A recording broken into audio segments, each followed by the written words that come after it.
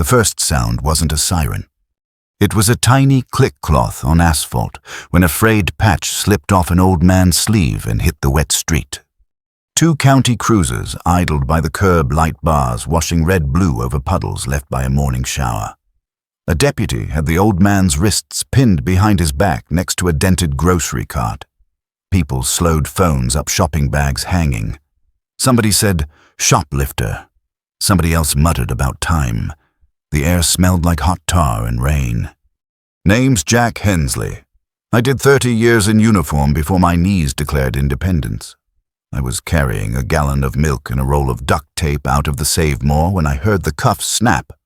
The old man wasn't fighting. He was steadying himself. You can tell the difference if you've stood watch long enough. The deputy, Kyle Benton by the brass, was young and built like a high school linebacker who never quite gave the jacket back. He read the rights fast, like speed could turn suspicion into certainty. Pocketed batteries and jerky, he said, grateful for an audience. "That's theft, sir." The old man's coat was 2 sizes too big and older than both of them put together. Grey whiskers, quiet eyes. When he looked at Benton, there wasn't fear there. There was taking stock. I've seen that look on men who've been measured by worse hands. Then that patch fell like it got tired of keeping its own secret. It landed face down in a little sheet of water. Habit made me tow it over. The stitching was thin as twine rubbed almost smooth, but you could still make it out. Ghost 5. Something turned over in my chest the way an engine shifts when your foot barely touches the key. "Back up," Sir Benton snapped at me without looking. "Sheriff's office will handle this." I raised a hand. "Deputy, I'm not touching your scene, just saying the rain's going to wash that threadwork clean if you aren't careful." He glanced down at the patch and then back up like the word meant nothing. To him it didn't. To me, well, let's keep walking. The store manager huffed out red in the face and trying to look important. "He's in here all the time," he said. "Hangs around the coolers, makes folks uncomfortable." "We can't have that." "Uncomfortable, how?" I asked. "Uncomfortable, like uncomfortable," he said, satisfied with that. A second cruiser rolled up. Sheriff Marla Dorsey climbed out, the kind of woman who makes a sidewalk go quiet without saying a thing. 50-something posture like a flagpole. She took in the cuffs, the phones, the old man, the patch by my boot in one long sweep. "Status," she said. "Caught him lifting," Benton said quick. "Manager saw it." "Evidence?" Sheriff Dorsey asked. "The manager says." "Evidence," she repeated, eyes still. The manager shrank an inch. "We're checking the cameras," he said. There was a lot less air in his voice now. Dorsey nodded once. "Uncuff him while we sort it." Benton hesitated half a second too long. He didn't mean disrespect. He just hadn't learned yet that hesitation is what disrespect looks like in a uniform. "Ma'am, with respect," Deputy Dorsey said. "Uncuff him." The click was louder than it needed to be. The old man rolled his wrists once slow and let his hands hang. He didn't bolt, he didn't plead, he just stood, rain stippling his shoulders. Dorsey looked at the pavement. "That's yours." The old man blinked. "Used to be," he said softly. "It's had a lot of years." "What does it say?" she asked. He didn't answer. "I did. It says Ghost 5. A couple of older gents in VFW caps drifted closer, grocery sacks swinging. One of them sucked a breath through his teeth. The other shook his head like he'd just seen a face from a black and white photo walk past him. Benton snorted. "What is that, some biker gang?" I kept my mouth shut. I've learned the world doesn't need my opinion as much as it needs my patience. But I stepped closer to the sheriff. "Ma'am, if you don't mind a suggestion, maybe move this off the street. There's more story than jerky here." The sheriff studied the old man. He studied her back. They both seemed to come to the same decision at the same time. "Sir," she said to him, "you comfortable sitting in my cruiser with the door open while we look at the tape?" He nodded once. "Deputy," she said, "bag that patch so it doesn't blow away." Benton crouched grumbling and slid it into an evidence sleeve. He still thought this was a simple day. I knew better. I just didn't know how much better yet. We moved to the shoulder under the eaves of the grocery, where the rain had decided not to bother. The sheriff took names, clipped sentences, and no drama. The manager repeated uncomfortable twice more and downgraded his certainty from sore to pretty sure. Phones finally lowered as real work started. I stood near the cruiser where the old man sat on the back seat facing out, not in. He kept his hands on his knees like he'd learned to keep them in plain sight around jumpy men. Close up, I saw scar tissue on the knuckles, not the sharp white lines of bottles or the slippery map of bad choices. These were round, flat, patient scars. Work scars. The kind that happen when you wrestle rope and metal in salt water for too many winters. "You got a name, sir?" I asked. He gave me a small look like he was deciding whether I meant a name or his name. "Eli Mercer," he said. "Jack," I said. "Nice to meet you." "I'm not real sure it is," he said, and a corner of his mouth twitched. I liked him immediately. "What were the batteries for?" I asked. "Hearing aid," he said. "And the jerky was for the dog that's been following me this week. He prefers the teriyaki." I tried to explain to him what salt does to blood pressure, but he's a dog. "You pay for it." "Coffee," he said. I was deciding on the rest. Deciding takes time. "Some decisions do," he said, and looked down the street like he could see farther than we could. Inside, a clerk scrolled the cameras back. The manager leaned close and got quieter with each second. Sheriff Dorsey stood with her arms folded, waiting like a mountain, waits on weather. When she's patient with you, that's your last nice day. Benton paced. He had energy that didn't know where to go, so it went to his jaw and his shoulders and nowhere helpful. He glanced at the evidence sleeve with the patch. "So what's with this ghost thing?" he asked me finally. "Halloween club." I shook my head. Not my story to tell. "Whose then?" he said. "His," I said, and tipped my chin at Eli. Benton snorted. "Yeah, okay." He didn't say it unkindly. He said it like a young man drowning in his own certainty says everything. The sheriff stepped back out into the rain. "Cameras show our gentleman bought coffee," she said. Then he stood for a long time reading the backs of 2 packages and put them back. "Store policy says if he didn't conceal, he didn't steal." She looked at the manager. He found something fascinating about his shoes. Benton flushed. He was blocking the aisle, "Ma'am." "That's not a crime," she said. "Ask anyone at the pharmacy pickup line." The phones had mostly gone away by then, but a few stuck around to hear if there'd be a fight to film. The crowd wanted punishment because punishment is fast. Justice is slow and quiet and doesn't trend.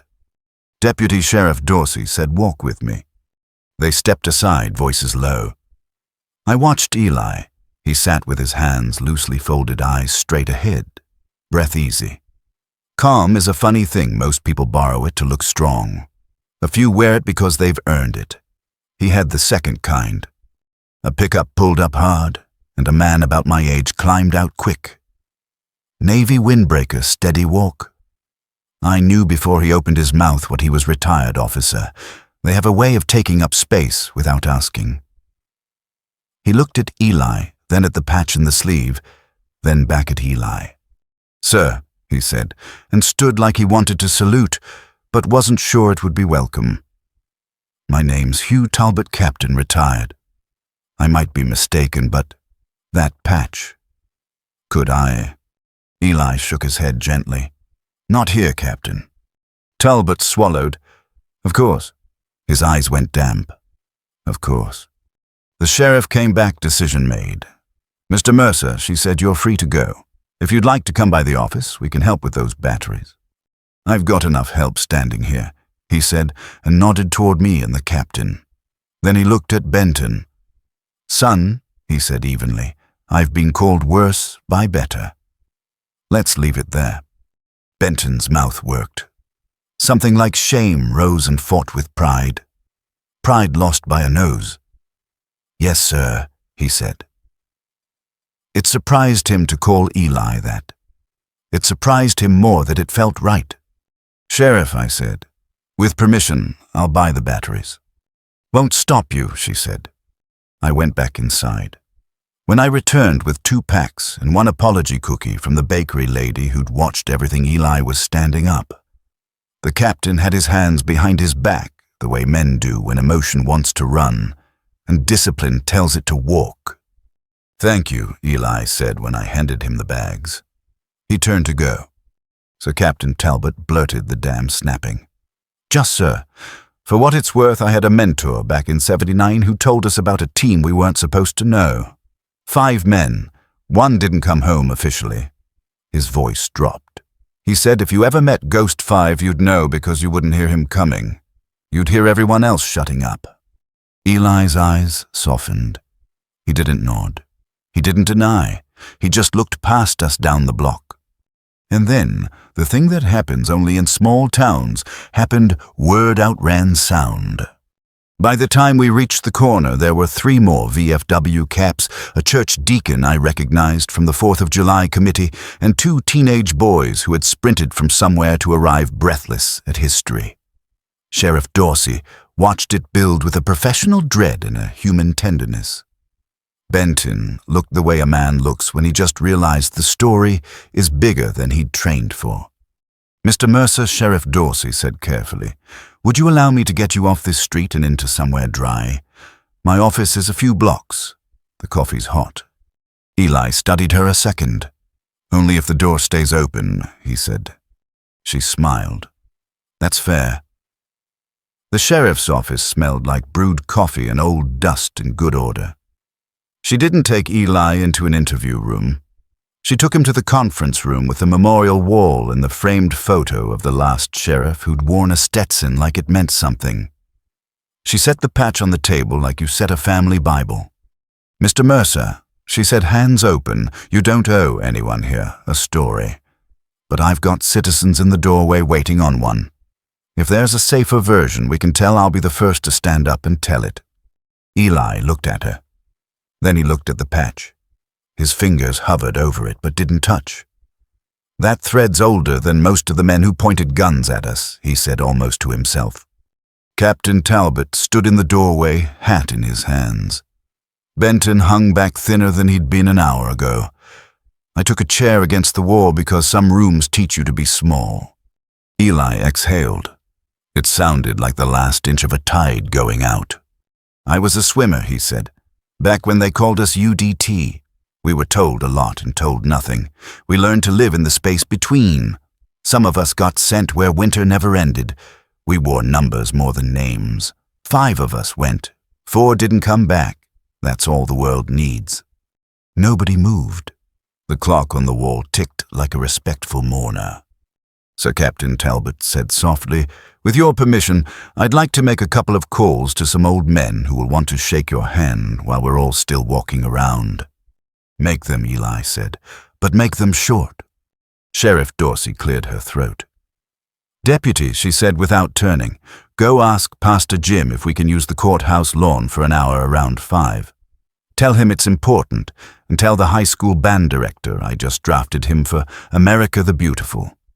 Benton looked startled. "Ma'am." "Community has debts," she said. "Sometimes we pay with chairs and lemonade." By 4:30, the courthouse lawn looked like Memorial Day had snuck in 2 months late. Folks brought folding chairs that had last seen sunlight at graduation. The Volunteer Fire Association rolled up with a flag too big for any of us and just right for all of us. Sheriff Dorsey stood in her good boots. The band kids warmed up uncertainly, then found a note they could hold without apologizing. Nobody said ceremony. Nobody said parade. We just gathered around a patch of grass as if that's where the story had decided to stop for breath. Eli didn't like fuss. You could see it in the way he stood off to the side, weight on his left leg profile to the crowd hands in his pockets to hide their tremor. But when the first verse settled over us, he came forward. His eyes never left the flag. Sheriff Dorsey opened. She didn't talk about mistakes or policies or any of the other words that try to be fences for feelings. She talked about work, the kind not everybody sees and almost nobody can do, and how recognizing it out loud is one of the things that keeps a town from turning into just a place. "Mr. Mercer bought coffee today," she said finally, and a quiet smile went through the lawn. "That's all. The rest is ours to carry right." Captain Talbot spoke next.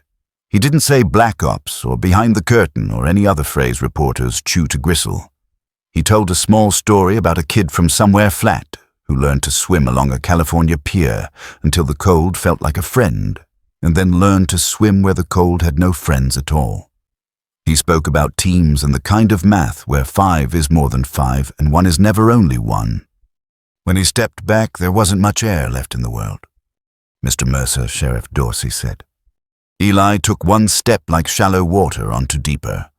He didn't climb the platform. He stayed on the grass. When he spoke, it was barely more than a porch voice.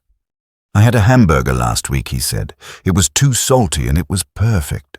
I tell you that to say I am here, not in a book, not in a story a man tells a class. Here, I'm grateful." He looked at the flag again. "I can't give you the names you want, but I can give you first names because that's how we said them in the dark.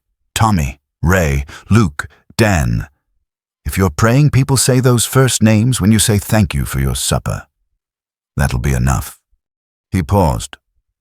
"The patch you're staring at is a piece of cloth I never meant to keep. I stitched it to remind myself that there are roads you must not take for yourself. I guess the stitch wore out. Happens." A chuckle slid through the crowd, like wind through wheat. People love permission to breathe. "2 things," Eli said. "1, don't let your hunger turn into meanness. 2, if you see somebody who looks like me reading soup labels too long, buy them the batteries anyway. You'll sleep better." He stepped back. Someone clapped once startled, and then the lawn remembered how to be loud. When applause had spent itself and the band kids had done their best to be noble, Sheriff Dorsey called Deputy Benton forward. He looked like a man walking to a door he'd rather not open but knows he has to. "Deputy," she said evenly, "do you have anything to say?" "Yes, ma'am," he said. He faced Eli. "Mr. Mercer, I was wrong. I thought the quickest story was the truest story. It wasn't. I'm sorry." He swallowed. "I'd like to make it right if you'll let me." "How?" Eli asked. Not angry, curious. "I asked the sheriff to reassign me for 3 months," he said, voice steadier. "Veterans outreach with the county VA liaison. I don't know what I'm doing yet, but I'd like to learn in the right direction." Eli looked at him for a long second. Then he nodded. "Learning is expensive," he said gently. "You're paying the good way." After the crowd thinned and lemonade turned to the last inch in cups, I found Eli standing by the edge of the lawn, looking at the scuffed toes of his boots like they were old friends. I handed him a paper envelope. "What's this?" he asked. "Needle and thread," I said. "Some stitches hold longer than others." He smiled in a way that used up most of the day's light. "You a churchman, Jack?" "I'm a try-to-be," I said. "Then we're both liars who want to be honest," he said, which was not the worst definition of faith I'd heard. He took out the patch. Up close, the letters were tired but proud. He threaded the needle with the concentration of a surgeon and pushed through the coat cuff slow and exact. "Where will you go?" I asked. "Where the day says," he said. "But for tonight I think I'll go to Dale's Diner and see if the meatloaf remembers how my mother made it." "I'll buy," I said. "You already did," he said, and held up the little bubble pack of batteries. Twice. We took a booth with the view of Main Street where the world pretends it isn't old. The waitress brought coffee that tasted like every morning from 1974 to now. When the meatloaf came, Eli cut it small and deliberate, like he was teaching the fork manners. People stopped by without making it a line. A deacon, a teacher, the hardware store owner who still calls bolts fasteners. Each one said thank you without saying why. He nodded each time like a man receiving mail he hadn't expected but recognized the handwriting of. Deputy Benton came last. He stood with his hat in his hands the way men used to stand in front of a judge who they knew wanted to help more than punish. "Sir," he said, "if you need a ride anywhere any day, you call the non-emergency number and ask for me. I'll come." Eli looked up at him. "How old are you, son?" 32. "I was older than you feel when I was younger than you are," Eli said. "Do your homework. You'll be fine." Benton gave a breath that might have been a laugh and nodded. He set a card on the table and left like a man whose feet were working out apologies his mouth couldn't yet. Eli finished eating and folded his napkin small. He looked at the patch on his sleeve, now stitched neat. "You think it's foolish that a man holds on to thread," he said. "I think it's human," I said. He considered that. "You married Jack." "Was I said?" "She went ahead to see how the rooms look. Keeps a light on." "I had one like that," he said softly. "She knew more than the Navy." "We all do one way or another," I said. We sat a while, in the kind of quiet that keeps you from needing to explain yourself. Outside the sheriff's office, car passed slow checking doors as the town turned evening-colored. The world remained unfair and beautiful in the same measure it had been this morning. Finally, Eli slid out of the booth. "Let's walk," he said. "My bones like to creak in fresh air." We took the long way past the VFW hall where tomorrow's bingo sign already knew tonight's winners. At the corner, a dog with a face like an old shoe joined us without introduction. Eli tore a clean inch of meatloaf from a napkin and handed it over. "Salt'll kill you," he told the dog. "But life will too. Choose your joy." The dog agreed with everything. We passed the courthouse lawn again. The folding chairs were stacked. The flag folded the grass, remembering the weight of our feet. In the fading light, I thought of the first names Eli had given us, Tommy, Ray, Luke, Dan, and how the right names are heavy in the hand and light on the tongue. At the steps, we found Sheriff Dorsey, sitting with a clipboard and 2 cups. "One for your friend," she said, offering coffee toward Eli. "Thank you," he said. "I put the store manager on evening door greeting duty," she said dryly. "Figured he should practice making people feel welcome." "Justice is a funny horse to ride," Eli said. Dorsey smiled. "It is, but it still gets you home." She stood. "Mr. Mercer, I won't chase you with forms tonight. Tomorrow, if you're willing, our VA rep can help with a room. We've got vouchers. We've got an extra coat in the back that's less history and more warmth." Eli looked down at his sleeve. He smoothed the patch with 2 fingers. "Tomorrow," he said. "Tonight I've got to walk with a friend." Dorsey nodded, and I realized she meant both of us and the dog. "Benton's going to be fine," she added as we started down the steps. "A good heart with tight laces. We can work on the knots." "I told him to do his homework," Eli said. "I heard," she said. And for the first time all day her eyes softened without losing any edge. "Thank you for letting this town see itself today." Eli tilted his head. "I didn't do anything." "Exactly," she said. "And somehow you did everything." I walked Eli as far as the old railroad bridge where the river does its best to forget the names we give it. He said he liked the sound it made on the pilings. "Reminds me there's weight under the surface," he said. "People forget that." A truck rolled by on Main and somebody leaned on their horn in a friendly way. The dog wagged without needing to know why. "You going to stick around?" I asked. "Long enough to learn the coffee schedule," he said. "Long enough to thank a couple of folks whose arms remembered how to lift a flag." "You need anything else?" He thought a moment. "A book that doesn't end in the middle," he said. "And socks." "Socks I can do," I said.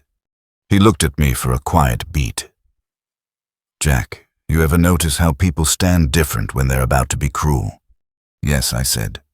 "And how a few stand different when they're about to be kind?" "Yes," I said. He nodded. "Today I saw more of the second than the first." That's a good ledger to end the day on. A wind slid off the water and the patch on his sleeve fluttered like it remembered a colder country. He pinched the edge, smoothing it down, and we stood like men who know enough to let silence carry some of the talk. When we finally turned back toward town, the streetlights had decided to help. We passed Dale's again, and I watched the waitress flip a closed sign with the reverence of a sacristan putting away communion cups. The town looked small and righteous, and exactly the size God gave it. At the corner where it all began, a smear of water still marked the spot where the frayed patch had fallen. You could call it a stain or a shining. I suppose it depends on how your day went. Funny, Eli said almost to himself. A man spends his life trying not to be seen, and then a piece of thread introduces him to his neighbors. And they were worth meeting, I said. He grunted softly. Some surprises are better than others. We shook hands the way men who plan to see each other again shake hands, firm, brief, like the agreement is in the eyes and the skin is just paperwork. The dog decided he belonged to Eli, and nobody argued. As they moved off into the kind of night that keeps secrets because it understands them, I thought of a truth I'd learned too slowly and was still learning. Rank isn't what you wear, it's what you carry. That day a town remembered it. And an old man with a patch stitched back on walked home the street, finally seeing him the way he had walked all along.